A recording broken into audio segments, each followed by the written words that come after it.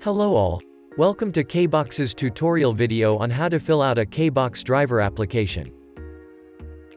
First things first, you are going to need to go to your App Store and download the Kaebox driver app. After downloading the app, your application process can begin. Click on Create Account and enter the following information, which is required to ensure the accuracy of your profile. Drivers. Make sure your profile picture is clear, and review your information before continuing. We'll ask you to submit the following. Enter your home address, apartment number, or even a dorm hall. Next comes the fun part. Select which type of vehicle you drive or specify if you'll be a walker, runner.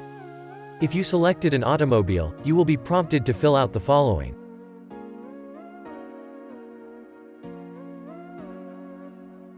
Now, you're ready for the final step.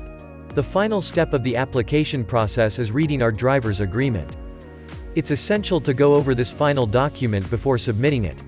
Press the Submit Application button, and your application will be sent for processing approval.